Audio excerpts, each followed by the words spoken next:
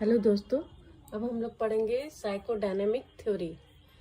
तो Sigmund Freud he was the father of psychoanalysis. इन्होंने psychodynamic approach दिया जो काफ़ी पॉपुलर हुआ। तो Sigmund Freud he was a physician and जब वो अपने क्लिनिक में अपने पेशेंट का इलाज करते थे तो वो हिप्नोसिस सम्मोहन मेथड का यूज करते थे।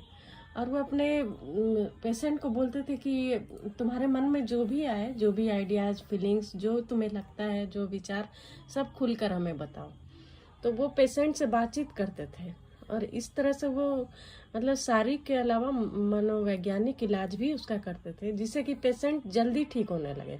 तो उन्होंने एक फ्री एसोसिएशन मेथड, मुक्त साहचर्य विधि दिया जिसमें कि मतलब ओपननेस था। फ्री एसोसिएशन मतलब जो भी फीलिंग, आइडियाज पेशेंट के अंदर आते थे उसको वो बोलते थे जिससे कि वो जल्दी ठीक होते थे। तो इस तरह से सिगमंड फ्रायड ने हमें बताया है कि कॉन्शसनेस के 3 लेवल होते हैं, conscious, pre conscious and unconscious. तो कॉन्शस जो होता है वो चेतन, जिस काम के लिए हम लोग अवेयर रहते हैं, जैसे कि अभी हम लोग पढ़ाई कर रहे हैं तो ये हम लोग का कॉन्शसनेस है। और प्री कॉन्शस मतलब कोई चीज़ जो हमारे अनकॉन्शस में चली जाती है, कोई घटना पहले घटित होती है और उसको अगर हम लोग रिकॉल करते हैं तो वो हमें याद आ जाता है, वो अवचेतन प्री कॉन्शस होता है। और अनकॉन्शस जो आसानी से याद नहीं आता है, उसके लिए उन्होंने एक साइकोएनालिसिस मेथड डेवलप किया। इस साइकोएनालिसिस मेथड के द्वारा वो क्या करते थे कि जो भी रिप्रेस्ड आइडियाज रहता था वो अनकॉन्शस से कॉन्शस में लाते थे साइकोएनालिसिस मेथड के माध्यम से। उसके बाद हमारे फ्रायड साहब ने बताया कि स्ट्रक्चर ऑफ पर्सनालिटी। तो पर्सनालिटी 3 तरह के स्ट्रक्चर से बना होता है, ईड, ईगो एंड सुपर ईगो। जैसा कि हम फिगर में भी देख रहे हैं कि ईड, ईगो एंड सुपर ईगो। तो सुपर ईगो मॉरलिटी प्रिंसिपल पर आधारित होता है, ईगो रियलिटी प्रिंसिपल पर और ईड प्लेजर प्रिंसिपल पर काम करता है।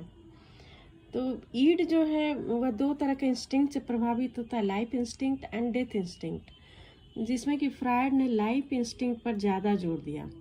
और वो एक और एनर्जी पर काम करता है, ईड, जिसको लिबिडो कहते हैं। यह मतलब तुरंत सेटिस्फैक्शन चाहता है, कोई भी इच्छा हुई तो उसको तुरंत पूरा करना है, वो और दिन दुनिया नहीं देखता है कुछ भी। तो ईड जो है प्लेजर प्रिंसिपल पर काम करता है। जैसे कि कोई बच्चा है, उसे अगर आइसक्रीम खाने की इच्छा है तो वो ये नहीं देखेगा कि कौन देख रहा है, कैसे आना चाहिए, बस वो जाकर आइसक्रीम खा लेगा। अब उसके बाद उसकी पिटाई हो या चोरी पकड़ा है, जो भी हो, वो ये चीज़ नहीं देखता है। तो ईगो जो है वो हमारे रियलिटी प्रिंसिपल पर वर्क करता है। जैसे कि ईगो बोलता है कि अगर आइसक्रीम खाने का मन है तो तुम पैसा लो और ख़रीद करके खाओ। और सुपर ईगो जो है मॉरलिटी प्रिंसिपल पर आधारित होता है। सुपर ईगो देखता है कि ये काम उचित है या नहीं है, हमें ये करना चाहिए या नहीं करना चाहिए, अभी आइसक्रीम खाना सही रहेगा या नहीं रहेगा।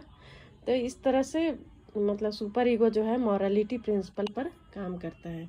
तो इस तरह से फ्रायड ने हमारे पर्सनालिटी के बहुत सारे चीज़ बताए जो बहुत इम्पॉर्टेंट है। और मतलब कहा जाए कि ये फाउंडेशन है साइकोलॉजी का। ये जो साइकोएनालिसिस और psychodynamic theory, it is the most important theory of personality.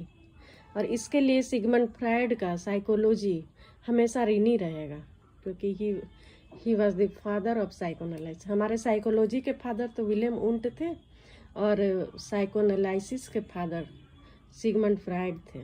Thank you.